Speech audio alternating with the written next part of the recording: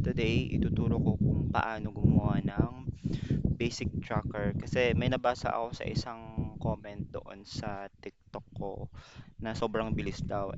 Since yung TikTok kasi 'di ba is ano siya, short form video although pwede na mag-post ng mahabang video or long form pero doon kasi sa TikTok pinopost ko lang yung mga short form kasi gusto ko yung mga maikli lang. And then yung mga long tutorials is dito sa YouTube. So kung may time kayo is i-search nyo lang yung Lawrence Laudanio Digital dito sa YouTube and lalabas na agad siya. And yun nga, balik tayo dun sa topic. Gagawa tayo ng basic task tracker. So basically, ano lang naman siya, aalamin natin mga priorities, tapos ano yung mga, kung ilan yung pending, done, tsaka yung not started. So, yun lang. So, tatitlean natin to. Eto pala guys, may mga free templates ako doon sa website. Ah, Visit nyo lang yung lawrencelaudenio.digital.com and then hanapin nyo yung free templates trust tracker. Ayan, so rename ko lang Google Sheet template. Siyempre lalagyan ko ng ating um, ayan yung website ko. So, una, gagawa tayo ng pwede nyo namang gusto dito lagyan ng title. So, mag-start agad tayo sa numbering. So, sa numbering kasi, 'di ba, instead, ginagawa kasi natin 1, 2, 3. So, ituturo ko kung paano mag-automatic numbering siya. So, ang gagamitin natin dito ay sequence function. Ayan, lalabas agad siya. Then, press nyo lang yung tabs sa keyboard. And then, i-type nyo yung count A. Tapos, since dito lalabas yung ating mga tasks, ida-drag lang natin to or isa-select natin yung range. Yan. Tapos, buburahin natin yung cell and reference. So, meaning, up to the last row niyang imo-monitor kung may value ba to. Ito, kung may value ba to. Tinuturo ko yung screen pero hindi nyo pala nakikita. Ito, kung may value tong part na to. So, and then, i-close nyo lang siya. Sa Google Sheet kasi, pwedeng i-enter nyo siya kahit di nyo tapos yung function or pwedeng i-close nyo. So, this time, i-enter ko lang siya. So, mapapansin nyo na, so automatic nag-close. Hindi siya katulad kasi ng Excel na magkaka-error siya kapag hindi mo na-close. So, si Google Sheet is automatic niyang kino-close. So, yun yung kagandahan kay Google Sheet. So, bakit siya error? Kasi wala ditong value. So, kung tatanggalin natin tong message na to, madali lang din naman. I-enclose lang natin siya or i-wrap lang natin yung sequence function sa if error. If error. Ayan. Tapos, punta kayo dito and then comma. Ano yung gusto nyong message na gusto niya ipakita kapag num error? So, usually, pinapakatala natin ng blanco yung area or yung cell. Tapos close nyo lang. So, yun na, wala na siya. Pero pag clinic po tong cell na to, may value siya. So, yun nga lang. Yun yung isa sa reason kung bakit gumagamit tayo ng mga tawag dito, uh, error catching na function. Yan. Ito yung F error. Marami pa yan eh. Ituturo ko yan sa susunod kapag nagkaroon ako ng time gumawa. So, dito naman tayo. So, ilalagay natin dito is number. And then, next natin is task. And then, next natin is ano yung niya, status niya. And then, last one is ano yung priority niya. Okay. So, yan lang. I-select nyo to. And then, instead na igagano nyo yung arrow pababa, so ang shortcut key dyan is, ito lang, i-highlight nyo lang to, itong row 7 na to hanggang dito. And then, sa keyboard, pindutin nyo yung Control, Shift. So, kung gumagamit kayo ng Mac, Command, kung Windows, Control. So, Control and then Shift, tapos yung arrow down. So, para mapunta siya sa pinaka-last na rows. Ayan. So, napunta na siya sa 1,000 rows. Okay? And then, click nyo yung table. Eto, borders pala. And so yun na. May ano na tayo. And then isi-center lang natin to. Ayan, tapos kulayan natin yung fill color niya like yellow and then ibo-bold lang natin yung text. So meaning parang header siya. So hindi malito yung gagamit. So ang next natin gagawin is para may lumabas na number dito. So wala na dito kayong ilalagay na function. Dito lang sa A8 lang. Yan. Automatic na yan siya. So let's say ang kanyang task is create Google Sheet tutorial. Okay. So napansin nyo, may lumabas dito. Automatic na yan. So isa-center na lang natin siya. Again, pag select kayo ng range or ng rows, columns, control shift down para mas mabilis and then center nyo lang siya. Maganda, kulayan nyo to. Ito, like yan. So meaning, ibig sabihin yan is itong area na to is hindi siya gagalawin or i-edit. Pwede kayo mag-add ng note dito. And how about this? Do not edit cells in, let's say, orange. Yan. Tapos, i-emphasize nyo na lang siya. Like, gawin yung mga red. And then, yan. So, meaning parang makita agad nila yan, yan yung message na hindi yan yung i-edit. So, adjust lang natin to. And then, dito naman sa status, so bahala na kayo dito. Pwede kayong mag-add ng settings dito. Yan, pangalaman natin to. Task tracker. Pwede kayo mag-add ng tawag dito, nung status tsaka priority. Pero dito sa sample natin is gagamit lang tayong data validation. Although yung data validation ganun din naman. So again, select nyo yung o kaya wag na lang muna. So, ito na lang. Dito na tayo magpo-focus sa isang cell. Okay. Go, punta lang kayo dito sa data and then data validation. Tapos, add rule. Add rule kayo dito. And then, ilalagay nyo dito yung gusto nyo ilagay sa status. Let's say, not started red. Not started. Tapos, anong susunod sa started? Started, let's say, blue. Started.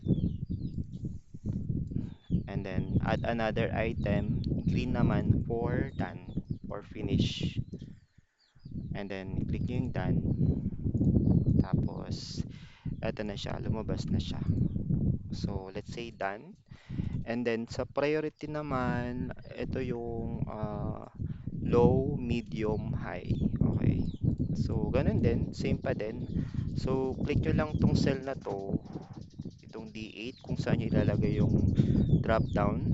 Click nyo yung add rule and then dito nyo ilalagay. So pag low, siya yung red.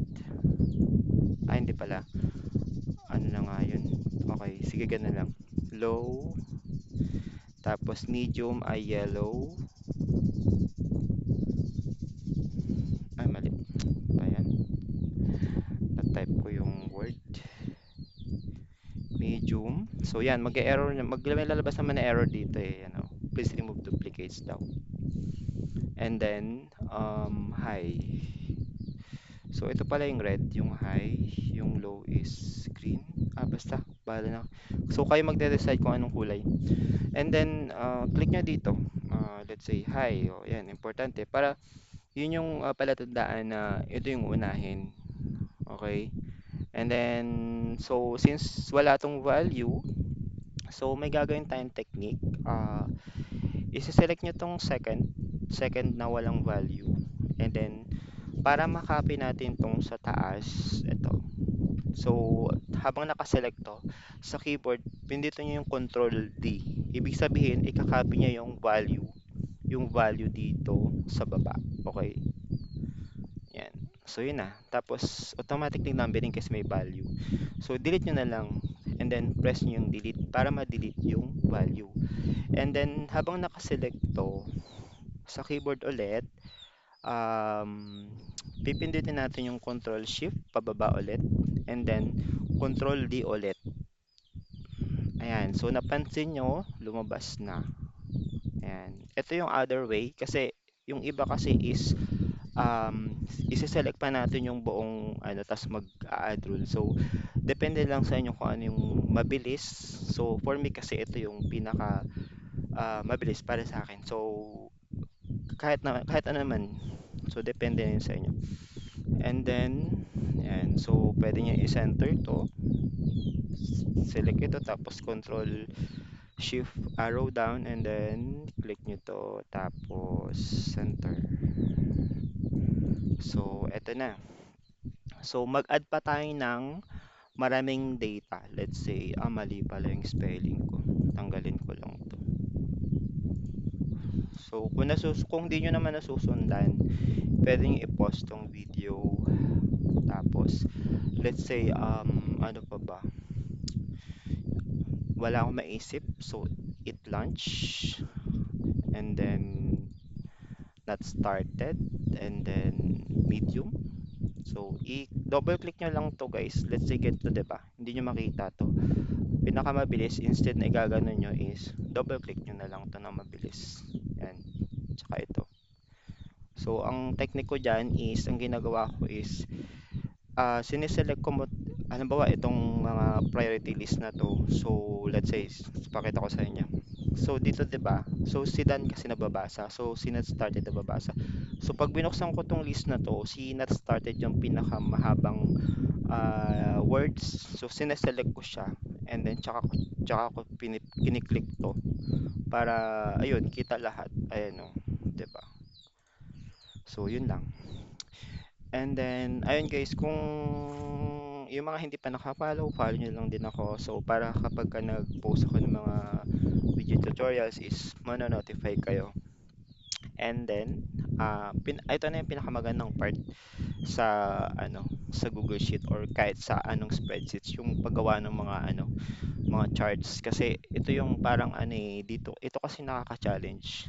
I mean, dito mahasa yung ano mo, yung pagiging data analyst ano mo, um, tawag dito, curiosity mo, ganyan. So, let's say, kukunin natin yung kung ilan na yung task na meron tayo. So, before that pala, mag-add pa tayo ng madaming mga um, ano, tasks. So, ano ko to, create, affiliate videos, ganyan. So, may nakalimutan ako. So, kayo na rin mag-add dito. Pwede ka mag-add dito ng date, ganyan. So, kayo na. So, itong template na ito, madadownload nyo to sa website ko. lawrencelaudeniodigital.com. Yan. Ito kasing ginagawa ko ngayon is, hindi ito yon pero same lang sila. Yun kasi yung sa website ko is, ano na yun, gawa na yun talaga siya. I mean, medyo polished na siya. So, no need to, ano na, no need to edit na. Ang gagawin nyo lang is mag-e-entry na lang kayo ng mga data. Okay. Medium. Ano pa bang mga tasks natin? Edit. Halimbawa, edit TikTok video. Ganyan. So, let's say, ano natin to, nasimula na natin and hindi naman siya ganun ka taas yung priority. Solo lang natin yan. And then, ano pa ba? Um, pa maisip ko. Right, publish. Publish vlog, ganyan. Vlogs, kung ano man dyan. So, di ba pansin nyo, automatic yung ano natin, numbering natin dahil dito sa sequence function. Okay? So, yun. Kung marami akong pinost na mga ano, ang dami kong kwento no? Madami akong pinost na mga short form na tutorial doon sa TikTok ko. So, i-search nyo lang din yung Lawrence Laudenio Digital. Okay? And then, eto, publish blog. So, let's say not started kasi gagawin pa natin mamaya and medium lang yung kanyang priority. So, damihan pa natin. Ano pa ba? Draft draft vlogs for next week. Ayan. So, eto, since next week pa naman siya, not started and low lang natin. Ano ba ba? go to um, some place. Yan, ganyan. Kumbaga, gala-gala ka din. Ito wala na to kasi wala akong maisip talaga eh. Not started na to. Tapos low lang natin. And then, ito na. I think medyo sufficient na yung data natin para makagawa tayo ng chart. So, ang una natin gagawin is ilan yung task natin. So, dahil dyan is punta tayo dito. Select natin tong ano na to, itong row na to. Or kahit ito lang. Again, punta ulit tayo sa Control Shift arrow down para ma-select yung buong column. Wait lang. Para ma-select yung buong column. So yan, selected na yung A10 to A1000. And then punta tayo sa insert, tapos punta tayo sa chart. Ayan. So, tapos punta tayo dito sa may type, palitan natin siya ng sa pinakailalim, itong total. Ayan. And then, since 1 yung lumabas, pindutin natin yung aggregate. Ay, hindi, mali. Tama, aggregate tapos count. Ayan, 7. So, 'di ba? Tapos, itong sa taas kasi, sharp. So, pwede nyo edit yan. Double click nyo lang. Let's say, total task. Tapos, center natin tong value na to. Oh, mali. Title yung na center. Hindi pala ata na si center to. And, okay na yan. Center natin yung title. Okay. Yan. Ito yung parang pinaka-ano na guys. Para siyang pinaka-dashboard na. 'Di ba? Ito kasi is, ano lang naman ginagawa natin eh. Basic lang naman na mga data. I mean, basic template lang na ano na yung kanyang selector. Yan.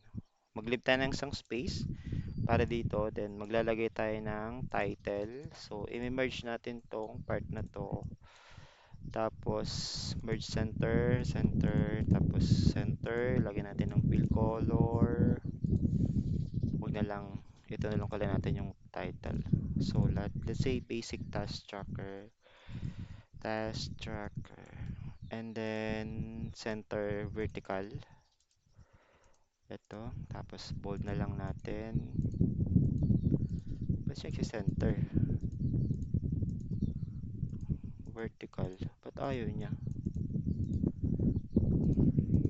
Ayun. Medyo anata dito. Tapos, gawin natin 20. Yan. Okay. Next natin gagawin is palitin natin to. Huwag ka malito guys ha. Medyo na ano lang yung ano, nag-delay. Ito pa babaan natin yung click nyo muna ito guys ha, bago ka mag-edit dito. Yung kanyang size, mga 12. Ayan, tas bold natin. Ayan. And then next naman is pwede nyo lagyan ng kulay yan. Next naman is kunin natin yung pie chart ng status. So click nyo to, tapos control shift down ulit hanggang sa pinaka last. And then click nyo yung insert, tapos chart. Ito na, 'di ba? Ganun na siya kadali. So, ito kasi pag idadrag natin, ano eh, matagal eh. So, delete na lang ulit natin. Ito, click, tas delete chart. So, habang naka-highlight to ha, scroll up nyo siya. And then, tsaka kayo mag-insert ng chart. Yan. Ayun na. Tapos, ito, burahan nyo na lang tong count of.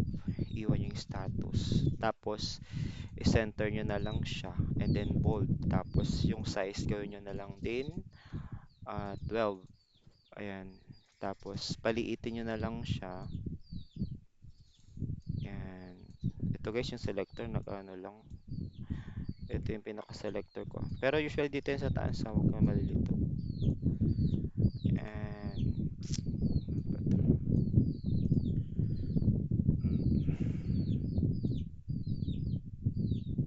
ayan, okay. Tapos, edit natin tong chart, customize, and then yung ito, yung mga not started done, tsaka started, iligay na lang natin dito sa gilid.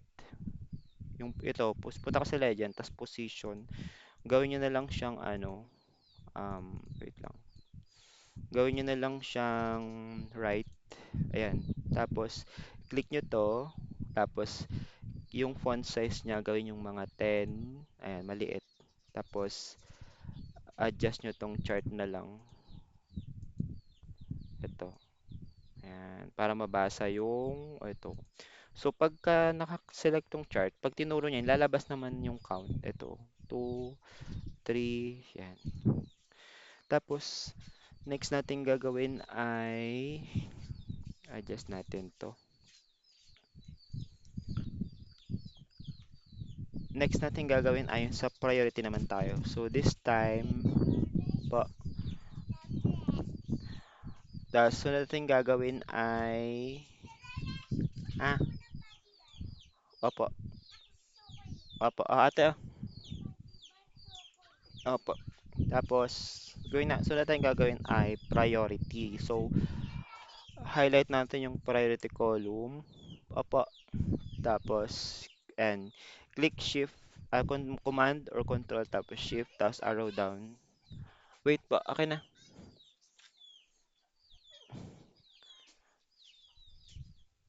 Pag hindi nagagamitin, ano na, ibalik sa akin ha. Ayan, tapos habang nakaselect to, scroll up ulit natin bago tayo mag-insert ng chart. Kasi pag nag-insert tayo, habang nasa baba, sa baba din yung chart. So, idadala ulit natin siya sa taas. So, ganun lang gawin niya. Insert, tapos chart, tapos, etong type, palitan natin ng, column chart. Tapos, palitan natin siya, o delete muna natin to. Wait lang, nakakasa, ano to. Delete natin yung count of, tapos center natin siya, and then yung size gawin natin 10, tapos naka-bold, mali, 12, and then click natin tong grid lines, ito, dapat nakaselect to, and then uncheck natin, tapos habang nakaselect to, para mawala ito, itadrag natin to, i-resize natin yung chart natin. Wait. Ayan, okay. Tapos tanggalin natin tong ano sa baba, horizontal label. Tapos eto, pwede natin tong palitan ng ano ng color. Like yung high, ano siya, red. And tapos yung medium, ano siya, yellow. Tapos yung low, ano ba? Orange. So, bahala na kayo kung ano yung gusto nyong kulay. So, para maganda, pwede nyo lagyan ng border. So, line color lang, black. Ayan, black.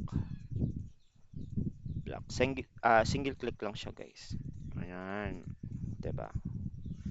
So, next naman is, i-resize na natin yung chart and then ipi-place natin siya dito. Tapos, ayan. Okay. Tapos, ayan. So, para i-same lang natin yung ano lang. Tapos, adjust na lang natin to. Itong column. Para magmukha siyang uniform. Ayan na. So, tapos na. So, ano na to guys. Pwede na siyang gamitin. So, yan, okay lang ito. Ayan. So, pag mag-a-add tayo dito ng another task ulit, ano pa ba? How about Google Sheet. Pansinin nyo, yung 7, madadagdagan yan kasi magkakaroon ng value to. Bakit hindi? Wait lang. Napaya ako dun So, check nyo yung ano, ayun, nakita ko. Bakit hindi nadagdagan? Kasi, etong range natin na sinelect kanina is hindi natin na bago yung end cell reference. So, nag-ano lang siya dito sa 16 Hanggang dito lang siya. So, click nyo yan, and then, burahin nyo na lang tong end cell reference na 16 and then enter. Okay. So, napansin nyo, nag-8 na siya. Nagbago na. And then, so, eto hindi nagbabago. So, fix Google Sheet. So, hindi naman siya ganun that started pa to. And then, let's say started na lang. O, di ba, nagbago. And then, um, hindi naman siya ganun ka high or medium priority. So, low lang natin. Okay. So, makakapaghintay naman siya. So, ayun na. Okay na siya. So, every time na mag-add kayo ng entry dito, nag-update din yung ano natin sa taas, yung mga charts natin. Okay? So, yun lang. I hope may natutunan kayo. O, ito pa pala, bonus tip na lang. 'Di ba medyo ano pa siya, parang medyo pangit tingnan. So, tanggalin niyo lang yung grid lines, i-uncheck niyo lang siya. Ayan na, 'di ba? So, ano na siya, medyo maganda-ganda siya tingnan. Ayan. Malit kasi yung screen ko kaya medyo hindi ano. So, sa malaking screen maganda maganda 'to. So, eto na. So, ngayon lang. Um, like this video, comment kung nakatulong, and share nyo na rin sa mga gustong matutunan to, and then subscribe na rin kayo para kapag may upload akong bagong video is mano-notify kayo. So yun lang, and see you on the next one.